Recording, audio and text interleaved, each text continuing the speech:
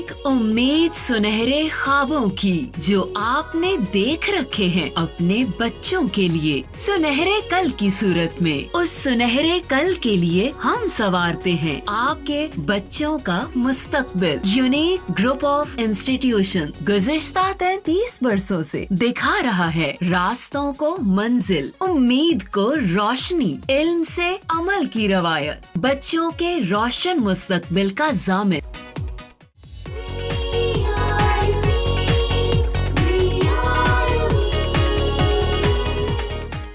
बिस्मिल्लाहिर्रहमानिर्रहीम। अस्सलाम वालेकुम डियर स्टूडेंट्स, कैसे हैं बेटे आप लोग? ठीक है जी बेटा, आपका मैथमेटिक्स टीचर गुलजार अहमद और लेक्चर नंबर 33 के साथ हाजिर है। जी बेटा, इससे पहले यूनिट नंबर 2 हम कंप्लीट कर चुके थे। आज हम न्यू चैप्टर स्टार्ट करने जा रहे हैं, तो आइए हम देखते हैं उसमें कौन कौन सी वाली टर्म है और क्या क्या बेटा हमने उसमें पढ़ना है। जी उसमें सबसे पहले बेटा हमारे पास है रेशो, और उसके बाद प्रपोर्शन, और उसके बाद है वेरिएशन। तो रेशो, प्रपोर्शन और वेरिएशन, ठीक है जी। तो रेशो, प्रपोर्शन और वेरिएशन में सबसे पहले हम बेटा देखेंगे रेशो कि रेशो क्या होती है, ठीक है जी। तो रेशो क्या होती है बेटा, और रेशो 9th में कुछ इसका कॉन्सेप्ट हम पढ़ के आए हुए हैं। चैप्टर नंबर 14 में मैथ में बेटा हमने पढ़ा था, उसमें रेशो की डेफिनेशन दी हुई है और प्रपोर्शन की डेफिनेशन भी दी हुई है, ठीक है। तो रेशो बेसिकली क्या होता है बेटा, ये रिलेशनशिप होती है, रिलेशन होता है टू क्वांटिटीज़ के बिटवीन में, और वो क्वांटिटीज़ सेम काइंड की होनी चाहिए, एक ही तरह की होनी चाहिए। फॉर एग्जांपल, अगर एक क्वांटिटी लेंथ है तो दूसरी भी लेंथ ही होनी चाहिए। ये नहीं होनी चाहिए कि अगर एक लेंथ है तो दूसरी किलोग्राम में हो, ठीक है। तो इस तरह से रेशो नहीं बनेगी। रेशो के लिए ज़रूरी है कि जिन क्वांटिटीज़ का हम रिलेशन बना रहे हैं वो क्वांटिटीज़ दोनों सेम हो। उसके बाद उनके यूनिट भी सेम बेटा होने चाहिए। अब फॉर एग्जांपल, एक किलोग्राम में एक क्वांटिटी मेजर की गई है और दूसरी ग्राम में मेजर की गई है। नो डाउट दोनों जो है वो यूनिट जो है वो बेटा मैथ्स के ही हैं, लेकिन किलोग्राम बड़ा यूनिट है और ग्राम उसका छोटा यूनिट है, तो दोनों के यूनिट भी सेम होने चाहिए, ठीक है बेटा। तो उसके बाद फिर जो उनका रिलेशन बनता है तो उसे हम कहते हैं कि ये रेशो कहलाता है। तो रेशो को अगर डिफ़ाइन करना हो तो किस तरह से बेटा डिफ़ाइन किया जाता है? उसके लिए relation between two quantities of the same kind, of the same kind बताना बेटा ज़रूरी है, ठीक है। अब आगे है, बुक में आप देख सकते हैं बेटा डेफिनेशन लिखी हुई है, मेजर्ड इन सेम यूनिट, यानी उनके जो जिन यूनिट में उनको मेजर किया गया है वो भी सेम ही हो। और अगर फ़र्ज़ करें कि डिफरेंट यूनिट में भी मेजर किए गए हैं तो हम उन्हें सॉल्व करने से पहले, सिंप्लीफाई करने से पहले रेशो जब लेंगे तो हम उसे क्या करेंगे, सेम यूनिट में कन्वर्ट कर देंगे, ठीक है। Is called ratio. अब देखिए, सपोज हमारे पास टू क्वांटिटीज़ हैं, एक ए है और एक बी है, तो फिर क्या होगा, if a and b are two quantities of same kind. तो सेम काइंड का बताना मैंने पहले बताया कि ज़रूरी है, ठीक है। And B is not zero, ये बात बहुत ज़रूरी है, बी इज़ नॉट ज़ीरो, क्योंकि जब आप इसको रिलेशन बनाएंगे, अब अभी बताते हैं, then ratio of A and B is written as, तो उसको रेशो को लिखा जाएगा ए रेशो बी। इसके लिए बेटा ये सिंबल यूज़ होता है रेशो के लिए, और इसे ए ओवर बी में लिखेंगे। अब आपने पता है रैशनल नंबर की डेफिनेशन में बेटा हमने पढ़ा हुआ था कि ऐसे जो नंबर हैं जो ओवर की फॉर्म में लिखे जा सकते हैं, पी ओवर क्यू की फॉर्म में लिखे जा सकते हैं, और इसमें पी क्यू इंटीजर होते हैं और Q is not is equal to zero वाली कंडीशन होती है, क्योंकि ओवर में ज़ीरो नहीं आना चाहिए। जब ओवर में ज़ीरो आ जाता है तो वो एज ए होल जो एक्सप्रेशन होती है वो अनडिफाइंड हो जाती है। दैट्स वाई जब हम ए और बी के रेशो लिखेंगे तो ए ओवर बी वाली ओवर वाली फॉर्म में लिखेंगे, फ्रैक्शन वाली फॉर्म में लिखेंगे तो बी ओवर में आएगा। जब ओवर में आएगा तो अगर बी की वैल्यू ज़ीरो होगी तो ये क्या बन जाएगा, अनडिफाइंड हो जाएगा। हम ये चाहते हैं कि ये अनडिफाइंड ना हो, तो इसलिए बी ज़ीरो नहीं होना चाहिए, और वो यही बात बेटे यहाँ पर लिखिए, बी इज़ नॉट ज़ीरो। तो यहाँ तक बेटा जी आपने इसकी डेफिनेशन लिखनी है। अगर आपको रेशो की डेफिनेशन आती है करने के लिए तो यहाँ से लेकर ये बेटा जी आपने डेफिनेशन लिखनी है, और ये बुक में आपके लिखी हुई है, ये वहीं से बेटा मैंने रीराइट की है, ठीक है जी। तो फिर रेशो क्या है? रेशो बेसिकली टू क्वांटिटीज़ का रिलेशन होता है, और जिसमें वो दोनों क्वांटिटीज सेम काइंड की होती हैं और सेम यूनिट की होती हैं। और जब उनका बेटा हम रेशो की फॉर्म में लिखते हैं तो ये सिंबल यूज़ होता है, फ्रैक्शन में लिख सकते हैं, ए ओवर बी की फॉर्म में लिख सकते हैं, और डिनोमिनेटर जो है वो ज़ीरो नहीं होना चाहिए। ठीक है बेटा। मज़ीद इसमें जो बात आपने जहन में रखनी है, कुछ बातें जो हैं वो याद रखने के लिए हैं कि वो इम्पॉर्टेंट पॉइंट है, आप ये कह सकते हैं इम्पॉर्टेंट इसके जो पॉइंट्स आपने बेटा जहन में रखने हैं, ये एमसीक्यूज़ की फॉर्म में आपसे पूछे जा सकते हैं। ठीक है। वो ये है कि जो रेशो के अंदर जो फर्स्ट एलिमेंट होता है, जब आप रेशो लिखते हैं, फ़र्ज़ करें कि हमने x रेशो y लिखा हुआ है, तो x रेशो y में फर्स्ट एलिमेंट यहाँ पर कौन है बेटा, x है, और सेकंड एलिमेंट कौन है, y है। ये जो फर्स्ट एलिमेंट है इसे हम कहते हैं एंटीसीडेंट, इसे एंटीसीडेंट बेटा बोलते हैं। और जो हमारे पास y है, सेकंड एलिमेंट है, उसे कॉन्सिक्वेंट कहते हैं।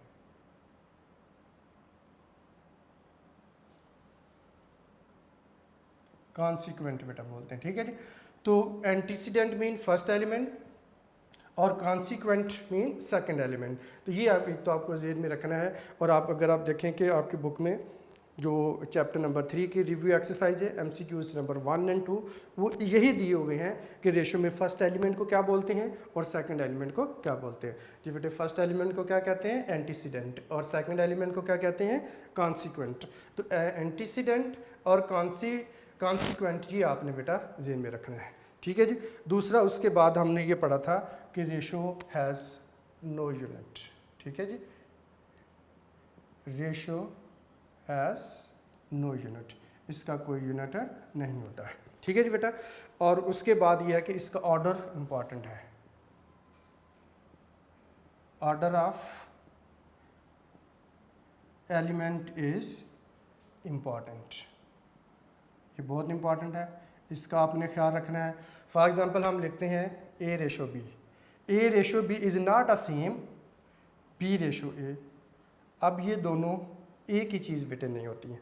A रेशो B और चीज़ होती है और B रेशो A और चीज़ होती है। इसमें ऑर्डर का बेटे हम ख्याल रखते हैं। ठीक है। फॉर एग्जांपल जो है, आप किसी भी रेशो लेते हुए किसी भी नंबर को अपनी मर्ज़ी से पहले नहीं लिख सकते, ये इसका ख़ास ख्याल रखना होता है। ठीक है। हम ये नहीं है कि B रेशो A लिख नहीं सकते, अगर आप A रेशो B लिखेंगे तो ये कोई एक रेशो होगी, B रेशो A एक और रेशो होगी, same exactly A ratio B नहीं होगी। ठीक है, ये एक और रेशो बन जाती है। तो ये 2-3 पॉइंट है, ये बेटा आपने जहन में रखने हैं। ये MCQs वगैरह की फॉर्म में आपसे पूछे जा सकते हैं और आगे इनका यूज़ भी आएगा। ठीक है। अब आइए हम देखते हैं कि अगर हमें डिफरेंट क्वांटिटीज़ दी हुई हैं तो उसको हम किस तरह से आपस में रेशो हम लेते हैं और किस तरह से बेटा हम उसे सिंप्लीफाई करते हैं। ठीक है जी। जी बेटे, अब देखते हैं एक्सरसाइज 3.1 का क्वेश्चन नंबर 1 है, express the following as a ratio A ratio B and as a fraction in its simplest mean lowest form. आपने बेटा A रेशो B की फॉर्म बनानी है और उसकी फ्रैक्शन वाली फॉर्म बनानी है और उसको सिंपलेस्ट मीन लोएस्ट फॉर्म में बेटा लेकर आना है। ठीक है जी। तो आइए अब इसको लिखते हैं हम,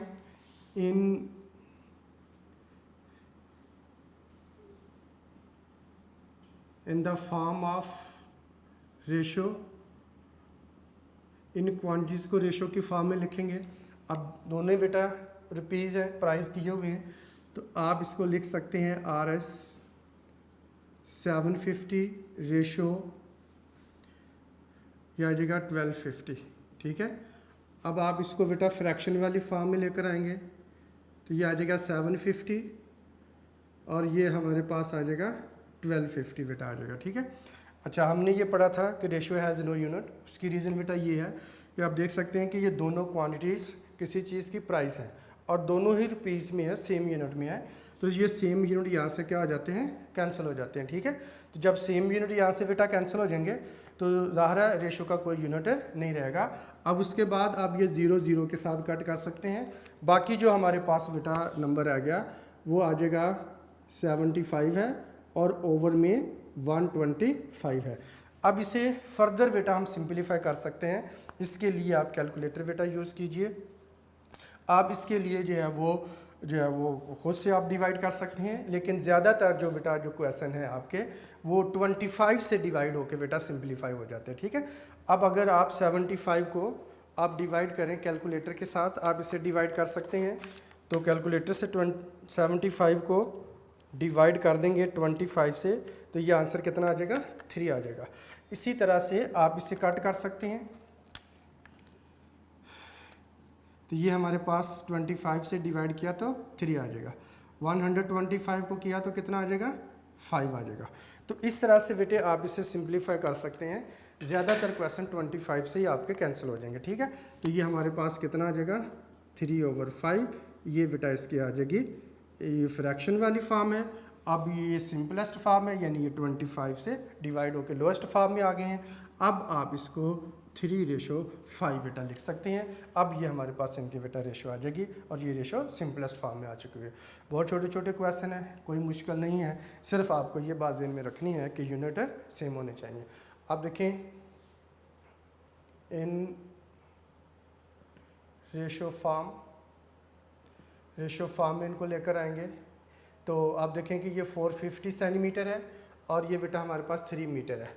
अब इनके यूनिट जो हैं ये डिफरेंट, एक मीटर है और एक सेंटीमीटर है। तो रेशियो फॉर्म में लाने से पहले क्या करेंगे, इनके यूनिट बेटा सेम बनाएंगे।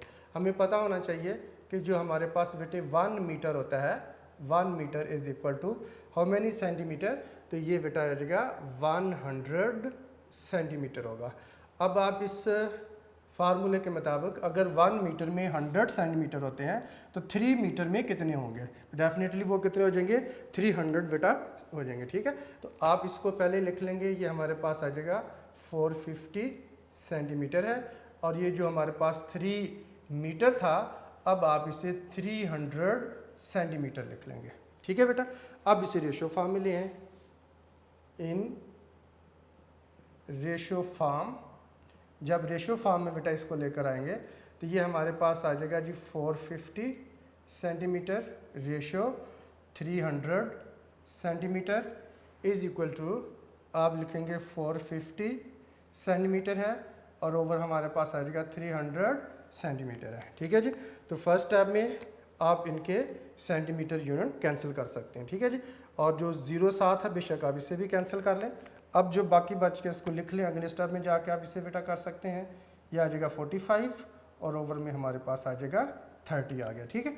अच्छा, अब आप देखें कि 45/30 को हमने मज़ीद इसको बेटा सिंपलीफाई करना है और इसे और लोएस्ट फॉर्म में लेकर आना है जी बेटा। अब आप देखें किससे इसको डिवाइड किया जाए कि वो बड़े से बड़ा नंबर है जो 45 और 30 को डिवाइड कर सकता हो। अगर वो ना मिल रहा हो तो आप इसको बेटा जी जो है वो छोटे नंबर से डिवाइड करके भी ला सकते हैं, ठीक है। अब आप इसे देखिए यूँ भी लिख सकते हैं, अगर इसे फैक्टराइज करें मैं इसे लिख सकता हूँ 15 × 3 और ओवर में 30 है, मैं इसे लिख सकता हूँ 15 × 2।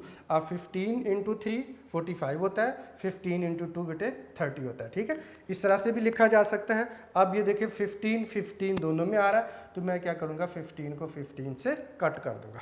इस तरह से भी किया जा सकता है, जैसे यहाँ पर बेटा हमने 25 से डिवाइड किया था उस तरह से भी किया जा सकता है, ठीक है। तो जो आपको इजी लगे उस तरह से हम कर सकते हैं इसको। तो ये हमारे पास आ जाएगा बेटा 3/2 है। आप इसे रेशो वाली फॉर्म में लाओगे तो ये बेटा हमारे पास 3/2 इसका आंसर आ जाएगा, ठीक है जी। अब आते हैं पार्ट नंबर 3 की तरफ और इसमें बेटा मैंने 4 kg दिया हुआ है और 2 kg 750 ग्राम दिया हुआ है। तो इसमें आप देखें kg और ये kg कुछ ग्राम में है, तो आप इसको जो है वो या तो सारों को किलोग्राम में ले आएँ या सारों को बेटा आप ग्राम में ले आएँ, तो दोनों तरह से दुरुस्त रहता है। अब आप देखें कि हमारे पास जो रिलेशन होता है 1 किलोग्राम जो इज इक्वल होता है बेटे 1000 ग्राम के इक्वल होता है, ठीक है। तो 1 किलोग्राम इज इक्वल टू 1000 ग्राम के इक्वल होता है। तो आप इसको तमाम वैल्यू को ग्राम में लें, इजी रहेगा। तो अब ये हमारे पास है 4 kg है, 1 kg में 1000 ग्राम होता है, तो 4 kg में कितना हो जाएगा बेटा 4000 हो जाएगा। तो आप इसे 4000 ग्राम लिख लेंगे, ठीक है। अब ये हमारे पास कितना है जी 2 kg है, ये हमारे पास आ जाएगा 2000 बेटा ग्राम आ जाएगा और इसके साथ जो है वो प्लस 750 ग्राम आ जाएगा, ठीक है। तो ये मेरे पास बेटा आ जाएगा जी 4000 ग्राम है और ये 2000 ये है और 750 ग्राम ये है, दोनों को कंबाइन कर लेंगे तो ये हमारे पास बेटा आ जाएगा 2750 ग्राम बेटा आ जाएगा, ठीक है। अब इन रेशो फॉर्म इसीलिए हैं क्योंकि यूनिट सेम हो चुके हैं। अब आप रेशो फॉर्म में बेटा इसे ला सकते हैं। तो ये हमारे पास आ जाएगा 4000 ग्राम है, रेशो 2750 ग्राम है। तो ये बेटा जी मेरे पास आ जाएगा 4000 ग्राम, आप इसको लिख लें, और ये मेरे पास आएगा 2750 ग्राम बेटा आ जाएगा। अब इसमें आप ग्राम ग्राम के साथ कैंसिल कर देंगे क्योंकि रेशो का कोई यूनिट नहीं होता, और उसके ना होने की रीज़न भी यही है बेटा कि यूनिट सेम होते हैं और वो कैंसिल हो जाते हैं। अब इस तरह से एक ज़ीरो इसके साथ आप कैंसिल कर लें। तो अब हमारे पास जो बाकी बच गया है बेटा वो है जी 400 रह जाएगा और 275 आ जाएगा। अभी मैंने आपको बेटा बताया, अब इसे सिंपलीफाई करने के लिए जो है वो छोटे छोटे नंबर से डिवाइड करके भी सिंपलीफाई कर सकते हैं, या जो इस तरह के बड़े नंबर हैं उन्हें डायरेक्ट आप 25 से डिवाइड करेंगे तो ये बेटा हमारे पास आंसर आ जाता है। अब आप इसको डिवाइड कीजिए, 400 को 25 से डिवाइड करेंगे तो बेटा आ जाएगा 16 आ जाएगा, नीचे 275 है, 275 को आप डिवाइड कीजिए 25 से तो 11 आ जाएगा। ठीक है बेटा, तो इस तरह से 16:11, ये फर्दर आप सिंपलीफाई नहीं होते, तो ये बेटा इसका आंसर होगा। तो इसको हम किससे डिवाइड कर रहे हैं, डिवाइड कर रहे हैं जी बेटा बाय 25 से। तो 25 से डिवाइड करके सिंपलीफाई कर लेंगे तो ये बेटा हमारे पास आंसर आ जाएगा। ठीक है जी, अब आते हैं जी नेक्स्ट पार्ट नंबर बेटा 4 है। इसमें 27 मिनट और जो है वो हमारे पास दिया हुआ है 30 सेकंड दिए हुए हैं। अब ये देखें इसमें मिनट भी है, सेकंड भी है और आवर भी है, 3 डिफरेंट। ये बेटा वो यूनिट तो टाइम ही है सारा, लेकिन ये डिफरेंट यूनिट में बेटा बताए गए हैं। या तो सारे सेकंड में ले हैं, या सारे मिनट में ले हैं, या सारे के सारे जो है आवर में ले हैं। ठीक है, तो ज़्यादा बेहतर है मिनट में ले आए। तो ये बेटा आ जाएगा हमारे पास 27 मिनट है और ये 30 सेकंड है, और 30 सेकंड में कितने मिनट होते हैं, हाफ मिनट होता है, यानी हम इसे लिख सकते हैं प्लस 0.5 मिनट इसे कर लेंगे। और 1 आवर में हमारे पास 60 मिनट होते हैं, इसलिए हम 1 आवर की जगह पे 60 मिनट लिख लेंगे। तो ये बेटा आ जाएगा 27.5 मिनट होगा। दोनों को आप कंबाइन कर लेंगे, दोनों को बेटा ऐड कर लेंगे, और ये हमारे पास आ जाएगा 60 मिनट आ जाएगा। ठीक है जी, अब आप इसको लिखेंगे इन रेशो फॉर्म। अब इनकी रेशो फॉर्म बना लेंगे बेटा जी। रेशो फॉर्म जब बनाएंगे तो आ जाएगा 27.5 मिनट है, रेशो ये बेटा आ जाएगा 60 मिनट है, और इज़ इक्वल टू आप इसको लिख देंगे 27.5 मिनट, और ओवर में बेटा आ जाएगा 60 मिनट है, लाइक दिस, इस तरह से। तो बेटा आपने अब ये करना है कि इनको कैंसिल कर देना है। तो ये मेरे पास बेटा कैंसिल हो जाएगा मिनट मिनट के साथ, और अब जो वैल्यू मेरे पास बेटा रह जाएगी वो होगी 27.5 है, और ओवर में आ जाएगा 60 आ जाएगा। ठीक है, अब बेटा हमने पॉइंट रिमूव करना है। इस पॉइंट को जब हम रिमूव करते हैं तो पॉइंट की जगह आपको पता हम क्या लगा लेते हैं, 1 लगा लेते हैं। अब पॉइंट के बाद जितने डिजिट होते हैं उतनी क्या करते हैं, 0 लगाते हैं।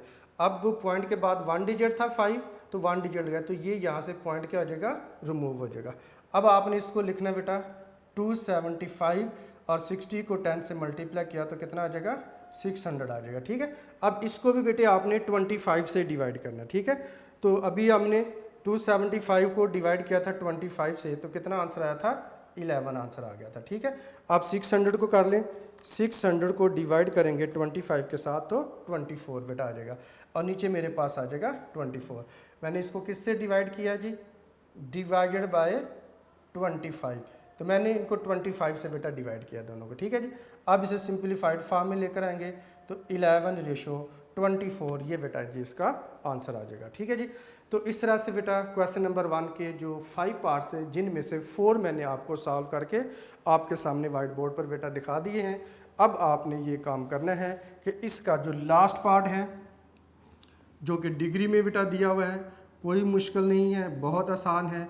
क्वेश्चन नंबर 1 का पार्ट नंबर 5 जो मैं आपके सामने ये लिख देता हूँ, ये बेटा अब आपका होमवर्क है, बहुत सिंपल है। कोई यूनिट आपने इसको सेम नहीं बनाने की ज़रूरत है, ऑलरेडी सिंप्लीफाइड फॉर्म में बेटा दिया हुआ है।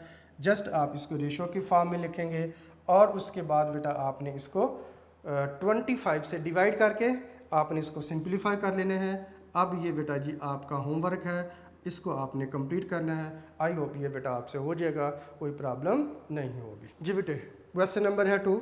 अब ये देखते हैं क्वेश्चन नंबर 2 में बेटे बताया हुआ है, in a class of 60 students 25 students are girls and remaining students are boys. Compute the ratio of boys to total students and boys to girls. ये बेटा हमने फाइंड करके बताना है।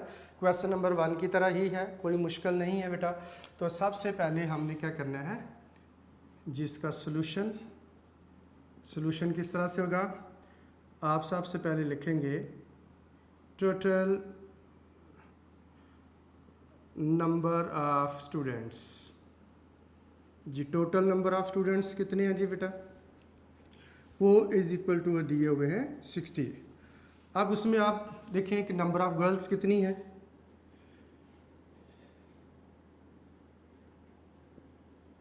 नंबर ऑफ गर्ल्स स्टूडेंट, और वो बेटा में दी हुई है 25।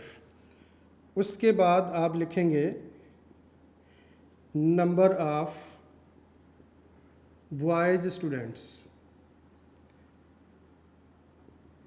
जी बेटा। अब टोटल अगर 60 हैं और उनमें से 25 गर्ल्स हैं तो रिमेनिंग क्या हो जाएंगे, बॉयज़ हो जाएंगे बेटा। ठीक है, हम क्या करेंगे कि 60 माइनस 25 और इज इक्वल टू ये बेटा जी आ जाएगा 35।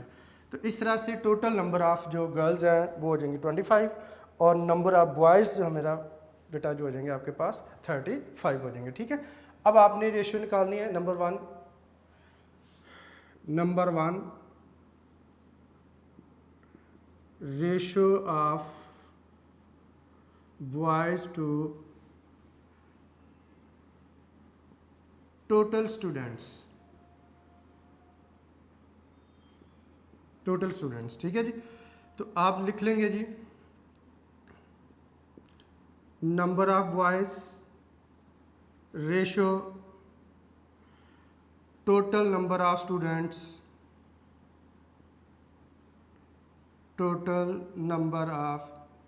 स्टूडेंट्स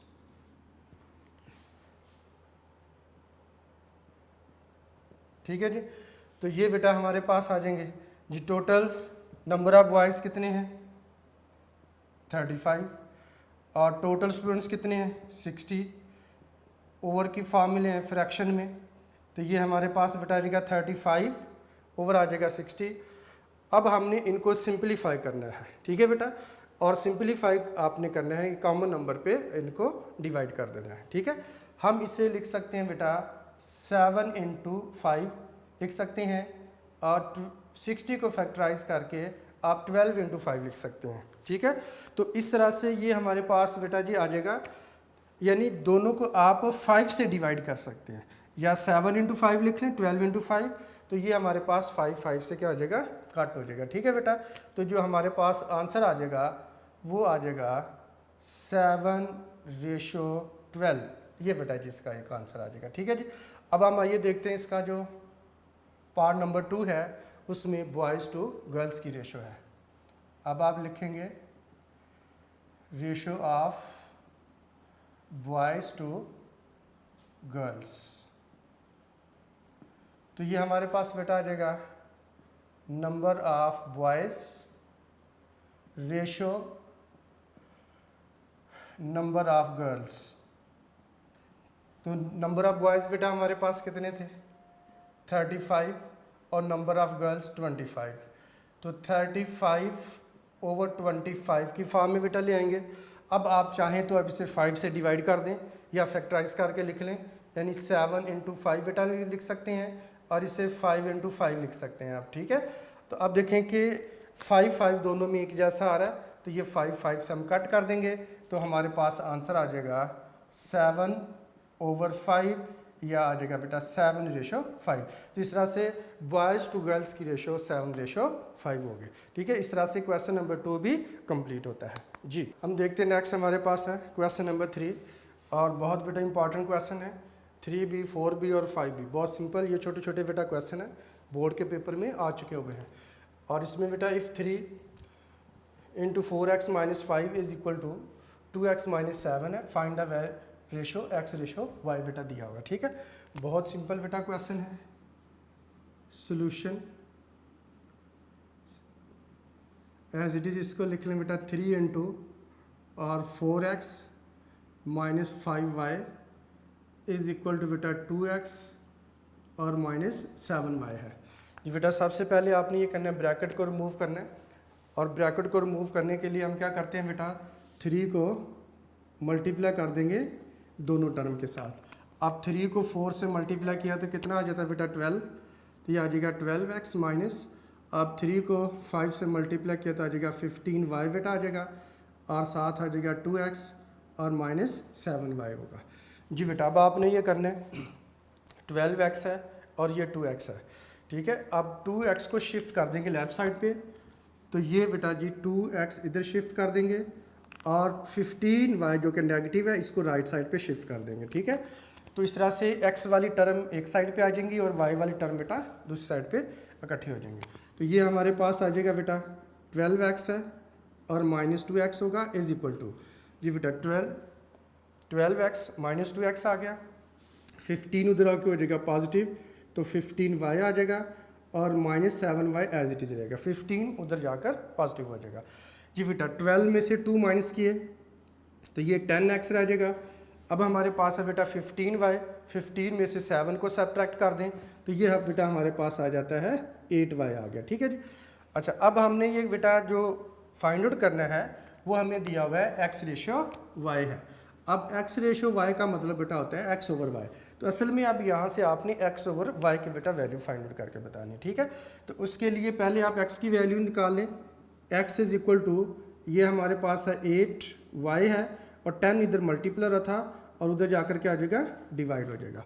अब इसी तरह से ये बेटा आप देखिए y उधर मल्टीप्लर है, इधर लाकर क्या कर देंगे, डिवाइड कर देंगे, x/, आ जाएगा y इज इक्वल टू 8/10 हमारे पास आ जाता है। ठीक है बेटा, अब हमने इनको सिंप्लीफाई करना है। अब दोनों को यानी कि एंटीसीडेंट और कॉन्सिक्वेंट को, यानी न्यूमिनेटर और डिनोमिनेटर को, 8 को और 10 को आप डिवाइड कर देंगे 2 से। 8 को 2 से डिवाइड किया तो बेटा कितना आ जाता है, ये हमारे पास आ जाएगा 4 आ जाएगा। इस तरह से 10 को आपने बेटा 2 से डिवाइड किया तो कितना आ जाता है, 5 आ जाता है। तो ये हमारे पास बेटा जी अब बन जाएगा। अब अगर इसे रेशो वाली फॉर्म में लिखेंगे तो x रेशो y आ जाएगा इज इक्वल टू, ये 4/5 बनता है, तो आप लिख देंगे 4/5। तो ये बेटा जी हमारे पास x रेशो y की वैल्यू आ जाती है। ठीक है, तो बहुत इंपॉर्टेंट बेटा क्वेश्चन है, और ये बोर्ड के पेपर में आ चुका हुआ है, बहुत इजी है, कोई मुश्किल नहीं है। ठीक है जी, अब आइए देखते हैं नेक्स्ट है क्वेश्चन नंबर बेटा 4 मेरे पास। Find the value of p if the ratios, 2 ratio हमें गिवन है, एक ये रेशो है बेटा, और 2p + 5 रेशो 3p + 4 है, एंड 3/4 r क्या है, इक्वल है। अगर ये रेशो दोनों इक्वल हों तो बताइए p की वैल्यू कितनी होगी। ठीक है, तो इसके लिए बेटा सबसे पहले आप लिख लें सोल्यूशन, और हम लिखेंगे फर्स्ट रेशो। ठीक है जी, और फर्स्ट रेशो हमारे पास कौन सी है जी, वो है 2p + 5 और रेशो 3p और प्लस है 4। उसके बाद बेटा आप लिख लेंगे सेकंड रेशो, तो सेकंड रेशो बेटा हमारे पास आ जाएगी 3 रेशो कितना है, 4 है। अब आप लिख देंगे बाय कंडीशन। अब बाय कंडीशन क्या था, कंडीशन में हमें ये बताया गया है कि दोनों रेशो क्या है, इक्वल है, यानी हम ये लिख लेंगे बेटा 2p + 5 रेशो और 3p + 4 इज इक्वल टू, अब सेकंड रेशो कौन सी है, और 3/4 है। तो इस तरह से दोनों रेशो को हम क्या करेंगे, इक्वल पुट कर लेंगे। अब इसे ओवर की फॉर्म में ले हैं, यह आ जाएगा बेटा 2p + 5 है, और बेटा आ जाएगा 3p और +4 है इज इक्वल टू 3/4 होगा। अब आप इसकी क्रॉस मल्टीप्लिकेशन बेटा कर देंगे, ठीक है। क्रॉस मल्टीप्लाई करेंगे, 4 उधर जाकर मल्टीप्लाई हो जाएगा, तो ये हमारे पास आ जाएगा 4 × 2p और प्लस बेटे 5 होगा, और 3 × ये 3p और हमारे पास जो बेटा प्लस 4 है ये उधर जाकर मल्टीप्लाई हो जाएगा, तो ये आ जाएगा 3p और प्लस 4 इधर 3 से जाके मल्टीप्लाई हो जाएगा। अब 4 को बेटा मल्टीप्लाई कीजिए, 4 को 2 से भी मल्टीप्लाई करेंगे, 4 को 5 से भी मल्टीप्लाई करेंगे, ठीक है। इस तरह से राइट साइड पे 3 को 3 से मल्टीप्लाई करेंगे और 3 को 4 से मल्टीप्लाई करेंगे, ठीक है।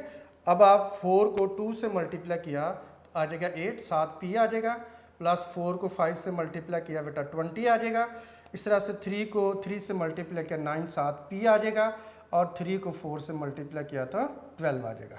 जी बेटा अब हमने वैल्यू फाइंड आउट करनी है p की, इक्वेशन की बोथ साइड p आ रहा है, तो ये 8p को शिफ्ट कर ले 9p वाली साइड पे, तो ये हमारे पास फिर बेटा जी क्योंकि 8p छोटा होता है और 9p बड़ा होता है, और छोटे वाली वैल्यू को कोशिश किया करें, शिफ्ट किया करें बड़े वाली साइड पे, ठीक है। और बाकी जो नंबर हैं उनको आपने स्प्लिट कर देना है, तो ये बेटा जी हमारे पास आ जाएगा 20 - 12 इज इक्वल टू 9p बेटा आ जाएगा, और माइनस आ जाएगा 8p, ठीक है जी। अब 20 में से 12 को माइनस किया तो बेटा आ जाएगा 8 इज इक्वल टू 9p में से 8p को माइनस कर दिया तो p आ जाएगा। It means p is equal to 8, तो ये बेटा इस तरह से p की वैल्यू हमारे पास कितनी आ जाएगी, 8 आ जाएगी, ठीक है जी। कोई मुश्किल नहीं, बहुत सिंपल बेटा क्वेश्चन है। अब इसी तरह से क्वेश्चन नंबर 5 की तरफ आ जाए। इफ़ द रेशो 3x + 1 और रेशो 6 + 4x है and 2:5 are equal, find the value of x। अब इसमें बेटा हमने x की वैल्यू फाइंड आउट करके बतानी है, ठीक है जी। तो सबसे पहले आप लिख लेंगे सोल्यूशन, और सोल्यूशन में आप लिख लें हमारे पास है बेटा जी फर्स्ट रेशो, हाँ जी फर्स्ट रेशो कौन सी है जी बेटा, ये दी हुई है, ये हमारे पास है 3x + 1 रेशो और 6 + 4x आ जाएगा। उसके बाद बेटा आपने लिखना है सेकंड रेशो, और सेकंड रेशो बेटा हमारे पास है 2:5, तो 2 बेटा 5 लिख लेंगे, ठीक है। अब उसके बाद बाय कंडीशन, और कंडीशन ये है कि दोनों रेशो इक्वल हैं, इसलिए बेटा हम दोनों रेशो को हम इक्वल लिख लेंगे, यानी ये हमारे पास आ जाएगा 3x + 1 रेशो 6 है और plus 4x is equal to 2 बेटा आ जाएगा 5 आ जाएगा, ठीक है। अब हमने क्या करना है, इसको ओवर की फॉर्म में लेकर आना है। ये बेटा आ जाएगा 3x + 1 ओवर और 6 प्लस बेटा आ जाएगा 4x है इज इक्वल टू 2/5 आ जाएगा। तो इसे आप ओवर वाली फॉर्म में लेंगे। अब क्रॉस मल्टीप्लिकेशन होगी, 5 बेटा उधर मल्टीप्लाई कर देंगे, ये आ जाएगा 5 × 3x प्लस बेटे 1 होगा, और इधर आ जाएगा 2 × ये 6 + 4x उधर जाकर मल्टीप्लाई हो जाएगा, 6 + 4x बेटा उधर जाकर 2 से मल्टीप्लाई होगा।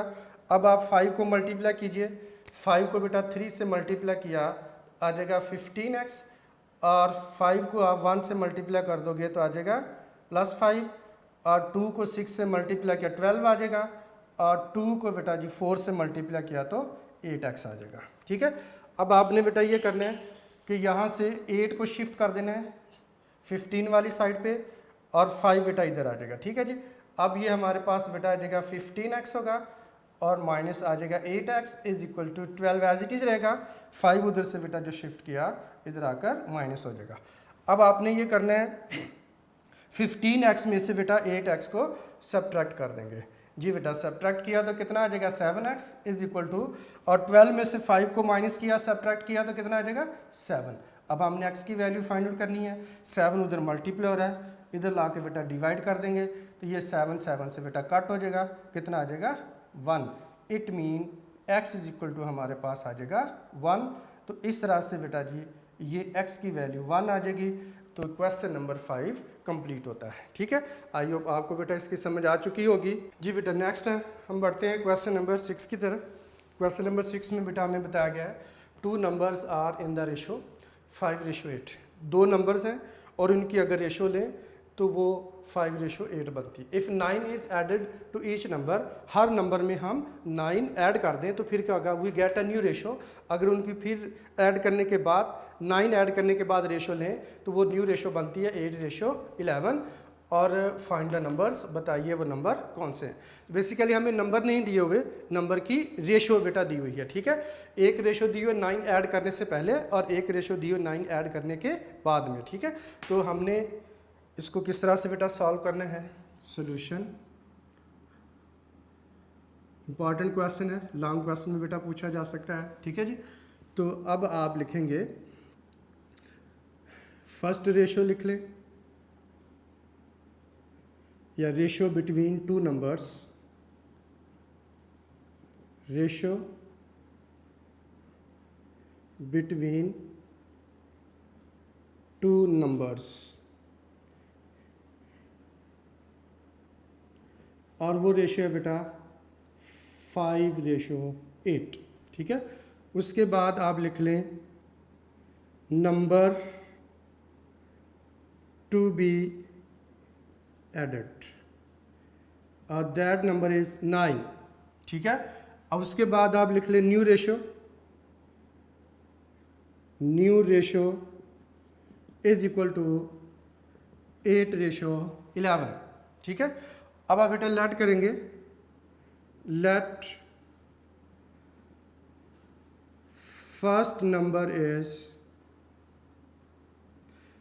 और ये जो ratio between the two numbers है उसमें फर्स्ट एलिमेंट कौन है, 5, यानी एंटीसीडेंट 5 है। अब इसके साथ बेटा आपने x लगाना है, तो ये इस तरह से हमारे पास फर्स्ट नंबर बन जाएगा, ठीक है। और उसके बाद आपने लिखना है हाँ जी सेकंड नंबर, और सेकंड नंबर हमारे पास है, इसी रेशो बिटवीन टू नंबर्स जो है उसमें जो सेकंड एलिमेंट है वो 8 है, और 8 के साथ आप x लगाएंगे तो ये बेटा हमारे पास क्या बन जाएगा, सेकंड नंबर बन जाएगा, ठीक है जी बेटा। अच्छा, अब उसके बाद जब आपने लिख लिया नंबर लेट कर लिए तो बाय कंडीशन, ठीक है। अब इसके ऊपर कंडीशन अप्लाई कर देंगे, तो कंडीशन अप्लाई किस तरह से बेटा आपने करना है, आप लिखेंगे बाय कंडीशन। आप ज़रा गौर से देखना है वो कंडीशन कौन सी है जी। कंडीशन कहता है इफ़ 9 इज़ एडेड, अगर 9 को ऐड किया जाए, if 9 is added, 9 is added to each number, अगर हर नंबर में 9 को ऐड कर दिया जाए, ठीक है। अब वो नंबर हमने लेट किए हुए हैं वो कौन से हैं, 5x है, एक नंबर हमारे पास है 5x है, और दूसरा नंबर हमारे पास कितना है, 8x है। तो ये दो नंबर हैं। अब कहता है if 9 is added to each number, अगर इन दोनों में से 9 में ऐड कर दें, 9 ऐड कर दें, तो यहाँ पे हम कर देंगे +9 कर देंगे, और यहाँ पर भी +9 कर देंगे। दोनों नंबर में 9 ऐड कर दिया, we get a new ratio. अब अगर इनकी रेशो लें, यानी यहाँ पे अगर आप इन नंबर की रेशो लें तो वो रेशो किसके इक्वल होगी, that ratio is equal to 8:11। तो ये आ जाएगा 8:11 के इक्वल होगा, जो कि न्यू रेशो हमें दी हुई है, ठीक है जी बेटा। तो इस तरह से कंडीशन अप्लाई होगी, और ये हमारे पास बिल्कुल इससे जो प्रीवियस क्वेश्चन की तरह बन गया। अब यहाँ से x की वैल्यू पहले फाइंड आउट हम करते हैं, ठीक है जी। अब आप इसको लिखेंगे 5x + 9 है, ओवर बेटा आ जाएगा 8x + 9 है, इज इक्वल टू 8/11 आ जाएगा। अब आप इसको क्रॉस मल्टीप्लाई बेटा कर देंगे, तो आ जाएगा 11 × 5x प्लस बेटे 9 होगा, और 8 × 8x + 9 उधर जाकर मल्टीप्लाई होगा, 8x प्लस बेटा आ जाएगा 9 आ गया, ठीक है जी।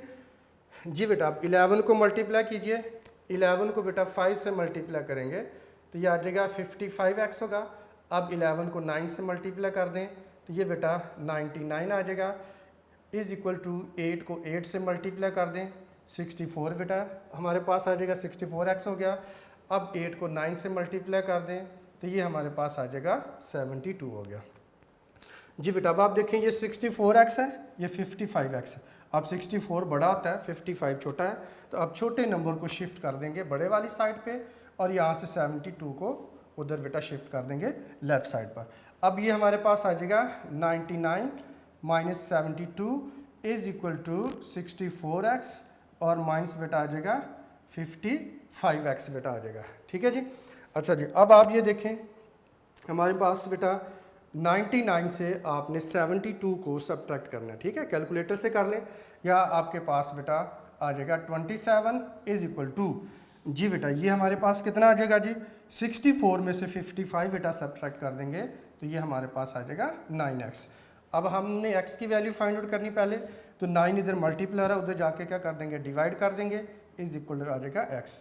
यानी आप इसको अब कैंसिल कर लें तो ये हमारे पास 9 को 9 से डिवाइड किया तो 1 आता है, तो यहाँ पे आ जाएगा 3। इट मीन्स x की वैल्यू बेटा हमारे पास कितनी आ जाएगी, 3 आ जाएगी, ठीक है जी। अब बहुत सारे स्टूडेंट बेटा इसमें मिस्टेक करते हैं, यहाँ तक वैल्यू फाइंड आउट करके छोड़ देते हैं। अब देखें क्वेश्चन में कहीं नहीं कहा गया कि x की वैल्यू फाइंड आउट करें, बल्कि हमने वो नंबर्स फाइंड आउट करने हैं, वो नंबर जो हमने लेट किए हुए हैं, ठीक है जी। तो 10 साहब लिखेंगे फर्स्ट नंबर जो कि बेटा हमारे पास कितना था जी, 5x था, तो आप लिख देंगे 5 × 3 इज इक्वल टू आ जाएगा 15। और बेटा जी सेकंड नंबर होगा, सेकंड नंबर हमारे पास 8x था, आप 8 × बेटा 3 लिख देंगे और 24 आ जाएगा, ठीक है जी। तो required numbers are, required numbers are 15 24। बेटा इस तरह से ये हमारे पास जो है बेटा क्वेश्चन नंबर 6 जो है वो कंप्लीट हो जाता है। तो आपने x की वैल्यू फाइंड आउट करनी है और x की वैल्यू बेटे फाइंड आउट करने के बाद आपकी वैल्यू आगे पुट ज़रूर करनी है, नहीं करेंगे तो आपके मार्क्स कट जाएंगे। तो इस तरह से बेटा जी क्वेश्चन नंबर 6 जो है वो हमारा कंप्लीट हुआ। और आई होप कि आपको बेटा बहुत अच्छे तरीके से एक्सरसाइज 3.1 की समझ आ चुकी होगी। अब आपने बेटा अच्छे तरीके से इनकी प्रैक्टिस करनी है ताकि नेक्स्ट क्वेश्चन जब हम कर रहे हो तो आपको कोई प्रॉब्लम ना हो। तब तक के लिए इजाज़त, अपना बहुत ख्याल रखिएगा, अल्लाह हाफिज़।